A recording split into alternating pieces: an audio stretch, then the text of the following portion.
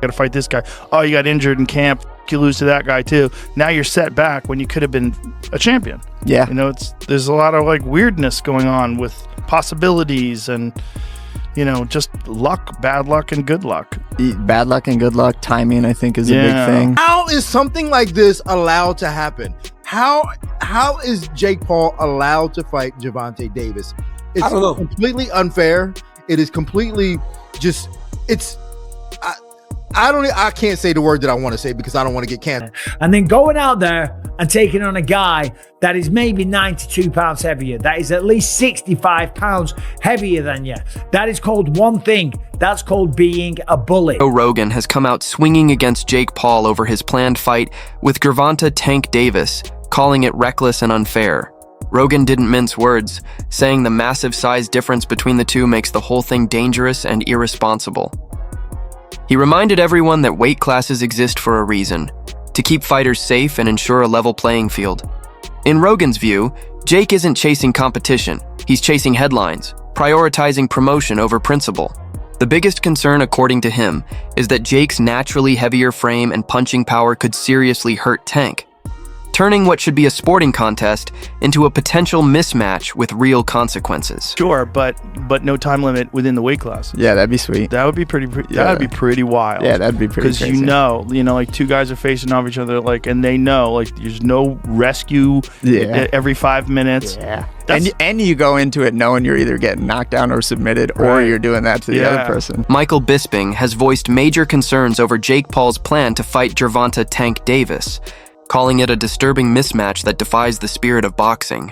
He emphasized that Jake is gearing up to face a man nearly 100 pounds lighter, something that completely breaks the sport's natural balance. Bisping reminded fans that the proposed Mike Tyson fight was already questionable since Tyson is 58 and long retired, but this new matchup takes things even further. To him, it doesn't look like fair competition. It looks like Jake chasing an edge, not a challenge. Bisping made it clear that boxing's foundation is built on equality inside the ring. And when one fighter holds such a massive physical advantage, the fight stops being about skill and starts being about safety. In his view, this isn't a test of boxing ability. It's a dangerous gamble designed to benefit Jake at Tank's expense. One thing, that's called being a bully. It was bad enough when he fought Mike Tyson, a man that was 58 years old, and he was walking around like, I just beat the baddest man on the planet. I just destroyed Mike Tyson and went out there and I beat him, and him and his brother are all celebrating and shit like that. It's like, dude, what are you doing? What don't you understand about this? If you want respect from your peers, if you want everyone on the planet to look at you and take you seriously and give you credit as a boxer, you have to take on challenges that are real. You have to go up against someone that keeps you up at night, against someone that gets you out of bed in the morning to go for a run because the fear of them beating you down is real. Not going up against someone that is so small. If you were to go up to this guy in a bar and try and start a fight with them, people would look at you and say one word: whoa, stop being such a bully. Leave him alone. You are way bigger than this guy. And that's clearly what we have here. It is ridiculous. When you look at the tail of the tape, Gervonta "Tank" Davis, granted, a very, very skilled boxer, a world champion. He's had some great wins. He's had a tremendous career. He's got 28 knockouts on his record. I'm just looking at the tail of the tape here. 30 years old, Jake Paul, 28. Gervonta Davis is 5'5" tall, whereas Jake Paul is 6'1". I would never dream on picking on a guy that is 5'5" tall. Granted, there's some tough guys out there that are 5'5", okay? They're smaller guys, but for 5'5", they'll pack a good punch. Typically, they're mixed martial artists or boxers, yeah. Teddy Atlas weighed in on the Jake Paul versus Gervonta Davis face-off, immediately pointing out how absurd the size difference looked. He joked that Tank was so small next to Jake that he'd need a ladder just to land a clean shot on his chin. But beyond the humor, Atlas made it clear that this kind of matchup goes against the core of what makes boxing fair. Skill and style differences are one thing, he explained, but when one fighter is simply too undersized to even reach or defend properly, the contest becomes unrealistic. To him, this wasn't just a mismatch, it was a spectacle where the physical gap alone made the outcome almost predetermined. Things, right? They should also have like the size of the ring, the size of the glove, all that stuff. Particulars should be in the contract, but I would probably look for one thing that is not the common thing to have in a contract if I'm Tank. A ladder. A ladder. Can I get a ladder? Somebody? You know what I mean? Hey, look, all kidding. If he hits him on the chin the way he can punch, Jake might be doing a dance. You know what I mean? Not voluntarily either. But we'll get into that more later. The thing that I'm talking about right here is what you said. It was stark. The size difference was really, you couldn't ignore it. We understand the talent difference, the experience difference. We understand all of that. But the size, the pure, and we understand small guys can beat big guys. We just saw Crawford do it to Canelo, but a little different. The size difference was, it was eye-catching, jaw-dropping, and it made me think, and I'm going to ask Richie, our man here who's doing all the taping, who does such a marvelous job. I'm going to ask him, because I know he's an expert in this area, but it reminded me of one of the Rocky movies where they had the face, where they did the wrestling thing with Rocky and Hulk Hogan, a.k.a. Thunderlips. He was Thunderlips back there. Rogan emphasized that Jake Paul's recent moves are driven more by showmanship than genuine competition. He explained that fights like these are crafted to capture attention, spark debate, and pull in casual fans who are drawn to spectacle rather than skill. Rogan pointed out that all the betting hype and viral face-offs are part of a bigger promotional machine designed to keep Jake's name buzzing in the media. In his view, Jake isn't chasing legacy. He's mastering the art of self-promotion through boxing, even if that means setting up matchups that make little sense from a sporting perspective. That's a problem. That makes it a problem. My opinion is, I just want to say, in case someone calls me into court, I'm a fucking idiot and I don't know nothing. And don't take my advice. I love the Saudis. Don't take my opinion. I love the Israeli government. I love everybody. That had nothing to do with them. That was Jake Paul promoting it. It's just doesn't bother me. There's compromising the sport, and that's like bad. It's just like if I bet on it, watching it bothers the fuck out of me. Watching it with people who are so in on it, and then also man, the sports betting apps, they introduced chat apps in them in Australia, so it's they're trying to take the place of social media companies where you go together and you meet your friends. Betting should be exciting enough without having a weird They're just trying to draw you in. Thing. They're just trying to make money, right? So they're trying to draw you in any way they can. Ellerby revealed that Gervonta "Tank" Davis wasn't mentally prepared to face Lamont Roach at the time the fight was being discussed. He explained that Tank was dealing with several personal issues that affected his focus and motivation. According to Ellerby, Tank didn't want to add more stress by taking a fight when his mindset wasn't right. That's why the matchup never materialized, even though fans were eager to see it. Ellerby made it clear that Tank's priority then was regaining stability in his personal life, not proving anything in the ring. And pulling back from Roach was a way to protect his peace rather than chase pressure. Leonard Ellerby said, to tell you the truth, Gervonta Davis couldn't get up for Lamont Roach. And what does that mean? It means that he could not get inspired, that he was not motivated to fight Lamont Roach, that his mind was not in a place where it was like, yeah, okay, let's get it. And he was going to war with Lamont Roach. He was going through the motions with Lamont Roach during the training camp and could never really get himself motivated to really give the best of himself against Lamont Roach. And that probably affected him during training and during the fight. And that is something that can happen, especially if you really look back on what happened with the Lamont Roach fight and all of the ups and downs about that fight being made.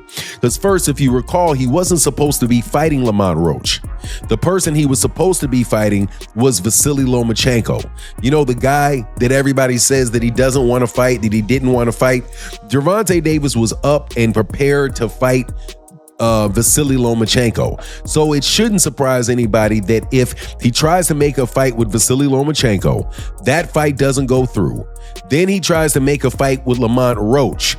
He can't get the fight done for Houston with Lamont Roach because there was all kind of venue problems and drama going on around Gervonta getting a venue in Houston. So they wind up eventually moving the fight to New York City and pushing it back even further. So not only is it a fight where he didn't just jump out of from his last fight that he had and jump into a fight with Lamont Roach, he got held up. And then also during that period of time, he had to spend some time in jail for a parole violation after them. Well, I believe that might have been after the Lamont Roach fight. Revealed that Gervonta Tank, Davis is seriously considering retirement after his upcoming fight with Jake Paul. Sources indicate that this decision is less about legacy or titles and more about securing long-term financial stability. Many observers believe Tank's decision to accept the bout was driven largely by the massive payday involved rather than the pursuit of competitive greatness. Analysts note that Tank has faced mounting pressures and personal challenges in recent months, which may have influenced his choice to take on such an unconventional matchup. In this context, the fight with Jake Paul seems less like a career-defining challenge and more like a strategic business move, one designed to maximize his earnings and guarantee his financial future before stepping away from the sport. What you make? Like, let's go band for band on what you make. Again, there's nothing wrong with Tank going to get his money, but let's all be clear that that's all the fight is for Tank. He's telling you without telling you that he's fighting Jake just because he's getting $40 million. So when we talk about boxing being dead, Tank has to line up at the front of the line. I can't blame him, but don't throw around, oh, boxing's dead and people switch sides and all of that. You chose not to be great. That's it. You chose not to be great. Stuff like that, choices like that will kill boxing, for sure. On a competitive level, it won't kill it on a business level. On a business level, until people run out of interest in these kind of matchups, it'll do well. On a competitive level, choosing not to fight the best will kill the sport. So maybe it's better if people like Tank aren't in the sport. And I don't even say that because I want that to be the case. I think Tank is ridiculously talented, but you can't want a fighter to fight more than what they want to. You can't. Tank fans or Tank people that like Tank and think he's one of the best, you can't want it for him. And then Shakur came back with, that's how I know you soft. I can't even go back and forth with you soft ass. You rather pop to me on social media than get in that fire and get embarrassed. I get it. Peace and blessings upon you, cuz. He says, the people got your chest out so bad. You talking like you a killer, forgetting that you the one that runs, bitch. I'll be bring the fight to you. This dude, a made-up character. Quote, blessings upon you. Clown-ass dude, wanna be Kevin Gates? Oh my goodness. I mean, here's the thing though. You can't say that stuff about Shakur if you're not willing to fight him. This is the point I think that we're gonna come to today, is that Tank can say all this stuff he wants, but if you're not willing to fight Shakur, then none of it means anything anymore. Even if you believe that Tank is gonna knock him out, even if you believe that Shakur's a runner, or that he's not in the trenches, or he's not a boxer that's willing to bring the fight, or whatever, none of it matters. You're talking from the sideline, because you won't. Daniel Cormier has voiced his disbelief over how the fight between Jake Paul and Gervonta Davis has been arranged. From his perspective, the entire setup seems flawed right from the start. He recalls the press conference where even Tank appeared unsure about the agreed-upon weight class, and to Cormier, that single detail speaks volumes about how unstructured the event really is. In a sport built on strict divisions to ensure fairness and safety, such confusion is alarming. Cormier also stresses the glaring size gap between the two men, saying Jake Paul is simply too big for Tank and that this imbalance cannot be ignored. He questions how a fight with such a visible disparity received approval in the first place. To him, this matchup crosses the line of what's acceptable in boxing, putting both the sport's integrity and Tank's safety at risk. In Cormier's eyes, this isn't about skill or strategy anymore, it's about spectacle. And by prioritizing entertainment over fair competition, boxing risks losing the very credibility that makes it a sport worth respecting. Jake Paul. Yesterday they had their first press conference. One of the most recognizable things is Jake Paul is huge compared to Gervonta Davis. And two, Gervonta Davis don't even know what weight they fighting, D. Maximum weight of 195 pounds for this exhibition. It was 190. The fight will be contested over 10 3-minute rounds. I said it was 190. The fight is 195 pounds, Tank, as you know. DC, I watched this, and we have our priorities way misplaced when we're talking about boxing. Like, everybody's complaining about this Ali act and all. Like, how is something like this allowed to happen? How is Jake Paul allowed to fight Gervonta Davis? It's completely unfair. It is completely just, I can't say the word that I want to say because I don't want to get canceled, but this fight should not be happening. And The press conference was embarrassing. Gervonta Davis should not have a mic in front of him. It was absolutely embarrassing watching this thing. D, why? Why, D? Just the fact that, like, every time when Jake Paul would say something to Gervonta Davis, he didn't know how to answer it. He was comparing himself to like P. Diddy at moments, and I was like, oh my God, get a mic away from this guy. This fight shouldn't be happening. And then he didn't even know what weight they were fighting. Like, I thought it was 190, it was 195. That was the craziest thing. That was the thing that stood out to me the most. Was that when they go, the rehydration limit or something is 195. And he goes, wait, I thought it was 190. Dean, that's bad. Gervonta Davis has opened up about his journey, admitting that his original motivation for boxing was never about fame, titles, or legacy. For him, the sport was a lifeline, a way to escape difficult circumstances and create a better future. He revealed that his real goal was financial freedom and stability, not necessarily becoming one of boxing's all-time greats. Davis explained that while fans often see championships as the ultimate prize, his focus has always been on securing a life beyond struggle and making sure he and his loved ones would never have to face the same hardships again. This honesty sheds light on his recent choices, showing that his career moves are less about chasing glory and more about achieving lasting security. And while he's fighting YouTube sensation turned professional boxer Jake Paul, who is 12 wins, 1 loss, no draws, 7 wins by way of knockout, opposed to fighting against the likes of his peers who are well accomplished and superstars in their own right for legacy fights like Shakur Stevenson, like Teofimo Lopez, like Devin Haney. Why he's not interested in those fights. And he gets real, right? He gets real, and only thing we could do is salute it, right? Because he's saying, I never told y'all I wanted to be a world champion. I never told y'all I wanted to be undisputed. I got into this for myself and my circumstances to escape from my circumstances. And that's real. We can't blame him for that. We hold him in high regard because the statements he's made and misled people when he said he got a hit list that he wants to check off before he retires, and that hit list includes Shakur Stevenson, Devin Haney, Lomachenko, who turned down the fight because of a severe back injury. And then he told the world, he told Champside, it would be great for him to become undisputed. So I think that he had a change of heart at some point in time along the way, right? Showbiz. The adult praises Jake Paul for using his platform to shine a bigger spotlight on boxing, crediting him for bringing fresh energy and attention to the sport. He acknowledges that Jake's promotional skills have drawn in casual fans, generated massive buzz, and expanded boxing's reach beyond traditional audiences. However, Showbiz doesn't ignore the controversy that follows Jake's career choices. He points out that while Jake's marketing is brilliant, his matchmaking often undermines his credibility. The core issue, according to Showbiz, is that Jake keeps picking opponents who are either much smaller, retired, or simply not on his competitive level. This pattern, he says, leaves hardcore fans questioning whether Jake truly wants to be tested or if he's more focused on maintaining the show. Boxing is going to sing his praises like a hero. Though Jake Paul is definitely appreciated by the boxing world when it comes to what he is giving to the sport, especially women's boxing. Okay, I mean, it goes without saying that Jake Paul, an MVP, has added to the sport of boxing. But Jake Paul, the fighter, people are over his shit.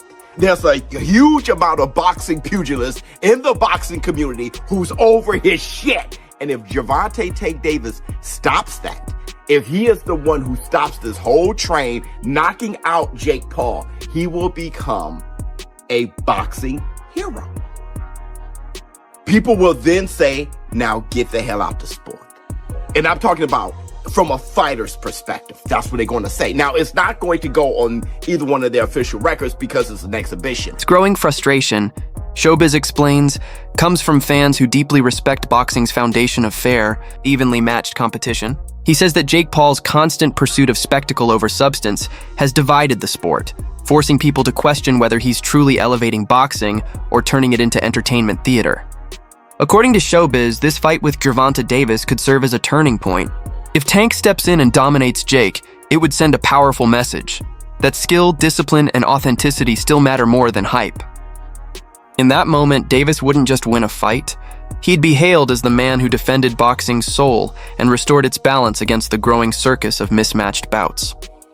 Optically, visually, seeing that go viral, and I mean go viral, and Jake Paul will never hear the end of it. We're gonna have to help you up. We're gonna have to help you up. We're gonna see about it. Help you up. We're gonna.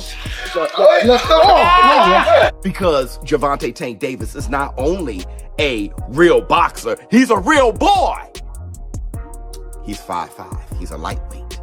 Skills pay the bills. Let him knock out Jake Paul, give him Bambi legs, or knock him down. Gervonta Tank Davis, that moment will go viral, and he will be a far bigger, well-known boxer than he is today, and he will also be a hero. And that's the Black True Sugars. That you guys don't want to admit it. Don't bull jive. Think about it. That's it for today's video. Stay tuned for more updates, and don't forget to like, share, and subscribe so you never miss the latest boxing news and breakdowns.